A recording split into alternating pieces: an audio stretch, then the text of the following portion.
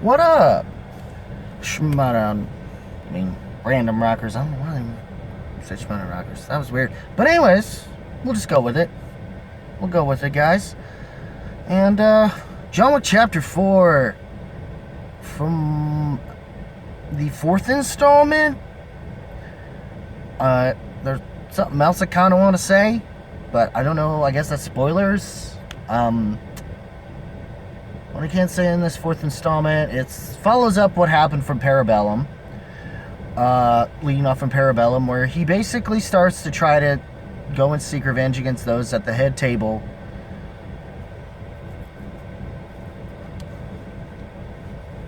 Head or is it the high table? Let me double check here. It's the high table, yes.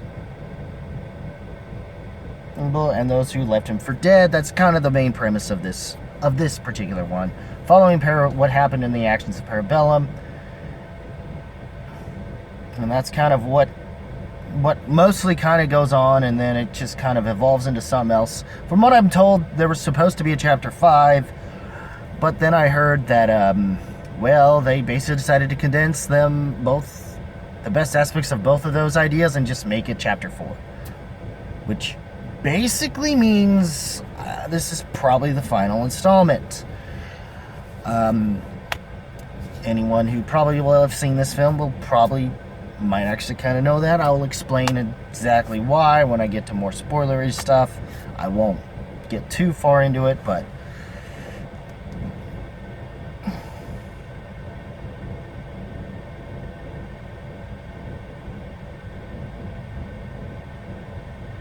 apparently it's the highest gross. It did well. It grossed pretty high. I will say, Keanu Reeves pretty much doing his Keanu Reeves thing. Wouldn't say he's got a whole lot of dialogue in this movie, but because of what we've had building up into this movie, it's almost like you get a pass again. And with what reasoning we've managed to get to want to have to like him, yeah, you just get a pass. I'll give it a pass. Donnie Yen as Kane, who's a blind high table assassin, an old friend to John Wick's character. He's pretty cool, and there's some pretty cool things they got to do with him and some action scenes that were really nice. Once they finally got to do it, it was really cool how they handled it.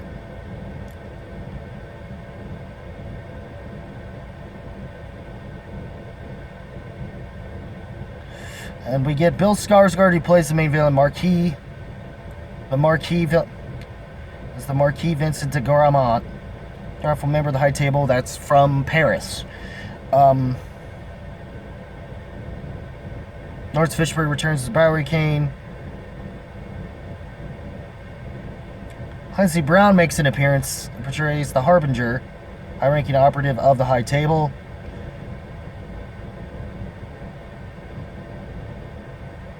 Lance Reddick's Charon, the concierge at the Continentals in this.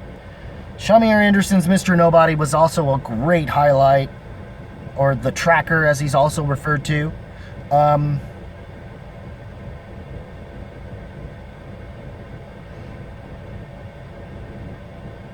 Haruoko Sanda as Shimatsu Koji, the manager of the Osaka Continental Hotel, who also happens to be an old friend of John Wick's and allowed him to stay there briefly, and that eventually catches up to him. However, this is where musician elements are about to come into play, because the daughter, Akira, is played by Rina Sawayama, who apparently had a really good album that come out around 2020, and had a decent like a J-pop star essentially. And Sawayama, I believe, is the name of the album. I think it's the one you should be checking out. The follow-up album, I forgot the name of that one, but that one's more just a J-pop record, apparently, from what I hear. Check that out. Scott Adkins plays a character named Killa Harkin. That's decent. Winston Scott, played by Ian McShane. He gets definitely more to say than John. than Keanu does as John Wick. But there's not much to say. At this point, he's a little less talk and a lot more action. And more... But not to such a fault that it's... But not nearly to such a fault that he becomes completely shoot first, ask questions later. But you'd think he'd have that attitude at the very least. And I'll say that, but I don't say he actually does the shoot first, ask questions later completely. Starts off seemingly like that, but with the first scene where he apparently...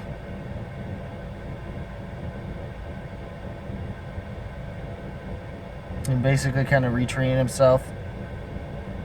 You're not underground with the Bowery King. He travels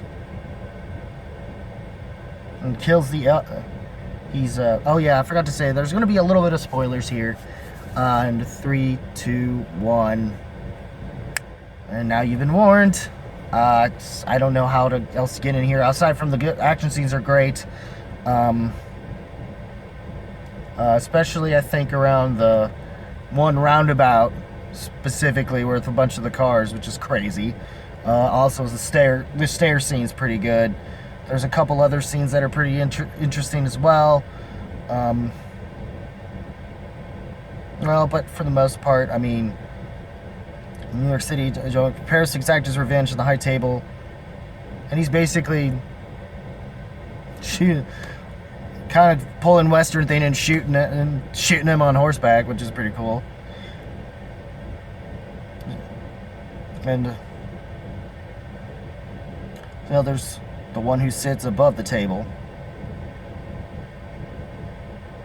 He Vincent DeGrama, table summons New York's Sharon, and DeGarment, and the Marquis basically explains that the High Table has given him unlimited resources of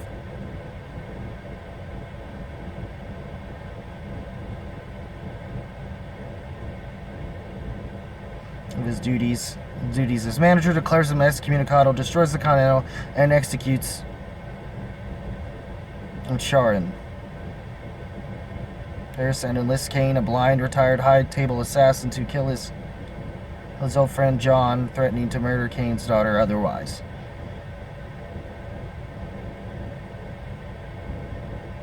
And he's, like I said, he's pretty cool in this.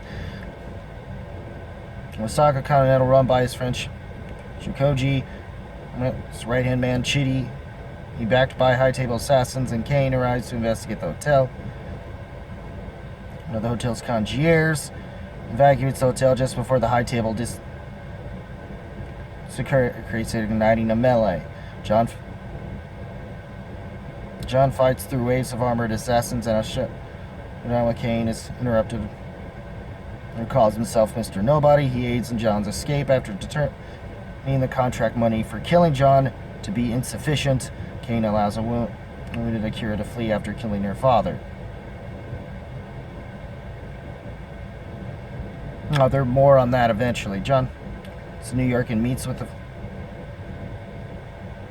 at Sharon's gravesite. Winston advises John to invoke an old High Table tradition and challenge DeGramont to a duel. Winning would free John of all obligation to the High Table, but he can only request a duel on behalf of a crime family. He travels to Berlin headquarters, to the Berlin headquarters of the Ruskaroma crime syndicate, with whom he had severed ties, to request readmission. His adoptive sister agrees to his request in exchange for John killing Kalia, a High member who murdered her father. Although Kalia sets up an ambush at his nightclub, John still manages to kill him and regain his status, which was a little tough, and it was like a kingpin situation of his with that fight.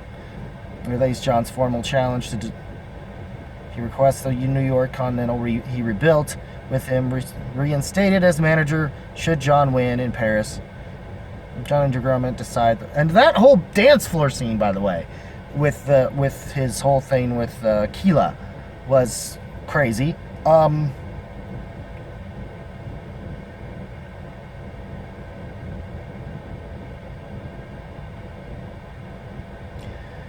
Anyways, but Winston relays John's formal challenge to DeGrom. He requests the New York Continental be rebuilt with him reinstated as manager should John win. In Paris, John and DeGramont decide the parameters of their duel, dueling pistols, on the following sunrise at Sacré, which is like a shrine or a church, and a meeting moderated by the Harbinger, or table's emissary. DeGramont nominates a reluctant Kane to fight in his place. John and Winston will be executed should either fail to appear on time. Kane arrives in Paris to give John a pistol and a new ballistic suit. DeGramont intends to prevent John from arriving at the duel in time by placing a $26 million bounty on him, which eventually increases to $40 million. In which Mr. Nobody already negotiates, but then it winds up increasing $4 million for everybody else, $40 million to everybody else as well. During the confrontation, John prevents Chitty from Mr. Nobody's beloved dog. A stunned Mr. Nobody decides to abandon his pursuit of John. After Kane and Mr. Nobody assist John in fighting off several assassins, one of them he is subsequently killed by Mr. Nobody at a salon staircase that Tech I think is how you to the summit just in time for the duel. Which leads to the near end of this which is John and Kane inflict serious wounds on each other through 2 rounds of dueling. The third round comes to a halt when Kane mortally wounds John, demanding the right to administer the coup de grace. He swaps places with Kane. However, John, who had fired his third bullet, shoots and kills an unsuspecting Vermont. The Harbinger gives Kane and John their freedom from the high table, and Winston is reinstated. After collapsing on the staircase, John reflects upon his life and marriage before peacefully succumbing to his injuries. Which basically seems to have passed away. And what's the point of continuing the John Wick franchise, at least the main series, if John Wick is dead? And later, Winston and the Barry King bid farewell to John at a gravesite where he is buried next to his late wife, Helen. Helen pretty much being a good send-off and farewell. And then we get a post-credit scene that basically, during this time frame that I didn't mention, in between, there was a moment on a train between... I don't mention here that it was between the daughter... between Akira and him, where if he had not succeeded in killing him, Kane, that she would do it. And in this post-credit scene, we get that seemingly fulfilled as Kane returns to Paris to reunite with his daughter, but is approached by the vengeful who brandishes a weapon, but we don't get to see if she succeeds in getting her revenge on him, or if this is a new cycle that's going to repeat, how that's going to happen. So that's what happens with this film, and that's how we basically kind of end this portion of the saga. There's supposedly going to be a film called The Ballerina that I guess is supposed to be a prequel film, and then we're supposed to still get the Continental TV series that's supposed to focus on a young Winston, a very, very young Winston working his way up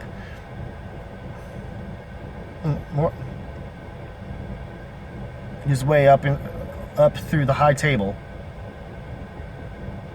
in this world the high table has created, and through his time at the Continental. Not entirely sure if he's still running, this is his first time running it, the Continental, at this point, and we start seeing other people that are involved with this or something, how they're gonna do this. It'd be interesting what they're gonna do about that. But as far as I'm concerned, I enjoyed this movie overall. I didn't get a chance to say that I enjoyed this movie and give it a rating prior to getting spoilery, but I enjoyed this movie overall. I didn't mind the story here. I think it's at least in that note, it is, compared to the previous two, a little bit better in that regard, and the action's definitely stepped up again. I don't know if it's as crazy ridiculous as the very beginning of Chapter 3 Parabellum, but I would still say it's very solid and does what it needs to do. It's somewhat over the top craziness, but there's so much going on, it's hard to not, be engaged.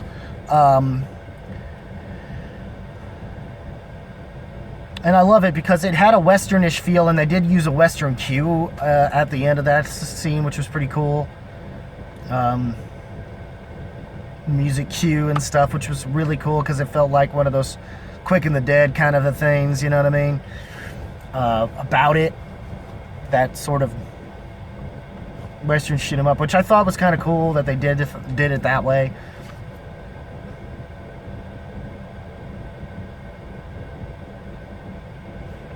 That way between Kane and them, and how it switched off the way they did it was kind of cool. Consequences. Oh shit. And so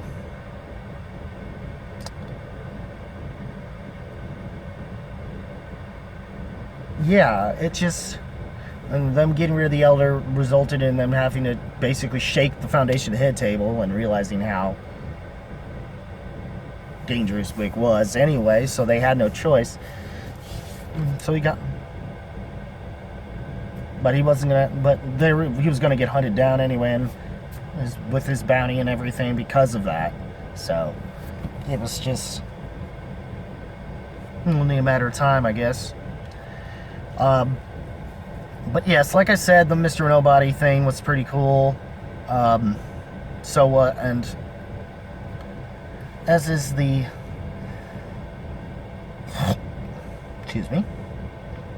Donnie Yen's Kane was great.